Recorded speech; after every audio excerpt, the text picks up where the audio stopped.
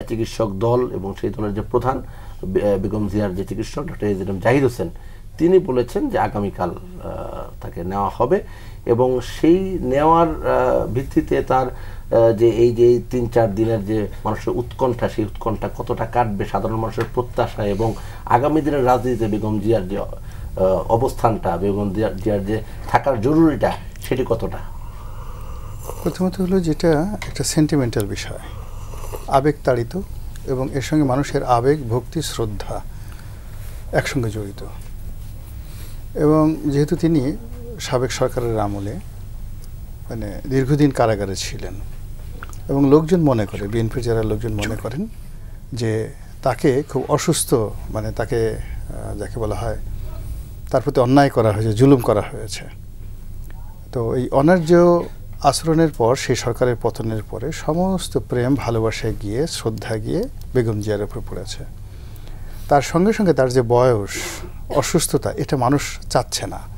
বিএনপির লোকজন মনে করছেন যে তিনি আরও দীর্ঘদিন থাকুন এবং তিনি আবার প্রধানমন্ত্রী হন, 100 বছর বাঁচুন, এরকম মানুষের আকাঙ্ক্ষা। ঠিক সেই সময়টাতে একেবারে নির্বাচন যখন সন্নিকটে, যখন বিএনপি ধরেই নিয়েছে যে নির্বাচনে তারা জয়লাভ করছে, সরকার গঠন করছে এবং বেগম জিয়ার নেতৃত্বেই সব কিছু হচ্ছিল, তা না হলে তো তাকে 3টে আসনে মনোনয়ন দেওয়া হতো না।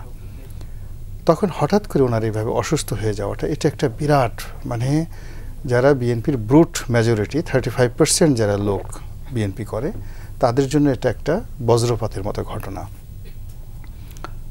তো এটা তারা মেনে নিতে পারছে না, কোনো অবস্থাতে মেনে নিতে পারছে না। এখন এখানে পক্ষে বিপক্ষে কোনো কথা বলা যাচ্ছে না এটা নিয়ে।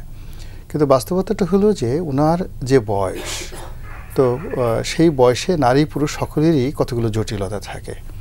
আর ওনার যে কতগুলো রোগ, যেমন আর্থাইটিস, উনি যখন প্রধানমন্ত্রী ছিলেন তখনই তার এই আর্থাইটিস রোগ সংক্রান্ত যে বিষয় এটা তার হাঁটুতে ব্যথা ছিল, বেশ কয়েকবার অপারেশন তিনি করিয়েছেন। তো আর্থাইটিসের সঙ্গে কিডনির একটা সমস্যা আছে, মানে কিডনির সমস্যা লিঙ্ক থাকে। তারপর কিডনি থেকে যেটা হয় সেটা হলো মানে তার যে লিভার, যেটা আমরা যেটা কলিজা বলি, হৃৎপিণ্ড বলি, তো সেই লিভারে যে তার সিরোসিস, লিভার সিরোসিস মিনস লিভারে ওয়ান সর্ট অফ ক্যান্সার, এবং এটা খুবই মারাত্মক একটা রোগ। এটা ভালো হয় না, শুধুমাত্র লিভারটা ফেলে দিতে হয়, কিন্তু তার জন্য একটা নির্দিষ্ট বয়স দরকার। ওই বয়সের পরে নারী পুরুষের লিভার পরিবর্তন করে নতুন লিভার প্রতিস্থাপন সম্ভব হয় না, যেটা ওনার এটা অ্যালাউ করা যায় না। তো যখন আপনার আর্থাইটিস থাকে, কিডনিতে সমস্যা থাকে এবং লিভার সিরোসিস হয়, তখন দুটো অঙ্গ, একটা হলো তার ব্রেইন এবং আরেকটা হলো ফুসফুস। আমি একজন সাধারণ মানুষের হিসেবে আগ্রহ থেকে এটা জেনেছি যে এই দুটো জিনিসকে রাখতে হয় হলো একেবারে আইসিইউতে সব সময়টাতে। এর কারণে কোনো কারণে এই ধরনের যারা রোগী তাদের যদি ইনফেকশন হয় ফুসফুসে, ওটা আর ভালো হয় না। আর এই ধরনের রোগী যদি ব্রেইনে স্ট্রোক করে তাহলে সেটা আর রিকভারি হয় না, এটা চিরাচরিত।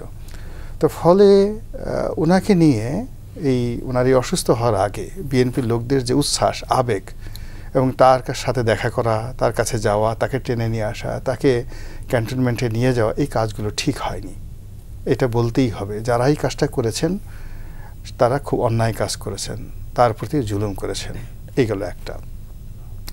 2 নম্বর হলো যে এখন তাকে ভেন্টিলেশনে রাখা হয়েছে। ভেন্টিলেশন মানে এটা লাইফ সাপোর্ট।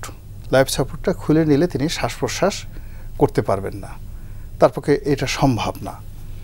আর এই যে সেই ভেন্টিলেশন খুলে আবার সেই ফুসফুস রিকভারি করা, অর্থাৎ ধরুন এখন তার ফুসফুস অটোমেটিক হয়তো 80% ড্যামেজ হয়ে গেছে অথবা 90% ড্যামেজ হয়ে গেছে যদি তিনি ভালো থাকেন সর্বোচ্চ। তো সেখান থেকে ধীরে ধীরে রিগেইন করে আবার বডি ওটাকে বিল্ড আপ করে তাকে স্বাভাবিক অবস্থায় নিয়ে আসবে। এটা মেডিকেল সায়েন্সে আমি অন্তত ঢাকা মেডিকেলের গত 20 বছর 30 বছরে এরকম কোনো রেকর্ড দেখি না। আমাদের আত্মীয় স্বজন যারা গেছে আমি আইসিইউতে এই ধরনের রুগীদের দেখেছি, এগুলো হয় না। তো সেক্ষেত্রে ওনাকে এই সময়টাতে মানে বিদেশে নিয়ে যাওয়া হচ্ছে উন্নত চিকিৎসার জন্য। এটা আমার অভিজ্ঞতা যতটুকু আছে এটা আমি মিলাতে পারছি না। আমার কাছে মনে হচ্ছে জিনিসগুলো ফেয়ার হচ্ছে না। আমাদের দেশে চিকিৎসা আছে, ডাক্তার আছে, বেস্ট এক্সপার্ট ডাক্তার আছে এবং আমাদের বাংলাদেশে অনেক লিভার স্পেশালিস্ট আছেন। তারপরে অনেক যাকে বলা হয় ফুসফুস স্পেশালিস্ট আছেন যারা এশিয়া সাবকন্টিনেন্ট, মানে আমাদের এশিয়া সাবকন্টিনেন্ট তো বটে, ইউরোপেও কিন্তু অন্তত বিখ্যাত। তো এখন সেখান থেকে তাকে যেভাবে এয়ার অ্যাম্বুলেন্স করে নিয়ে যাওয়ার তোড়জোড় হচ্ছে, আমি শুধু প্রার্থনা করব যেন তিনি সুস্থভাবে যেতে পারেন আর সুস্থ হয়ে ফিরে আসতে পারেন। আর এই কাজের সাথে যদি যারা জড়িত থাকলেও এই সময়টাতে, আল্লাহ না করুক যদি এটা নিয়ে কোনো এদিক ওদিক কোনো কিছু হয়ে যায়, বিএনপির ভিতরের লোক, বাইরের লোক, অন্যান্য যারা আছেন সরকারের সাথে, সবাই জনরোষের শিকার হবেন, আমি শুধু এতটুকু বলতে পারি।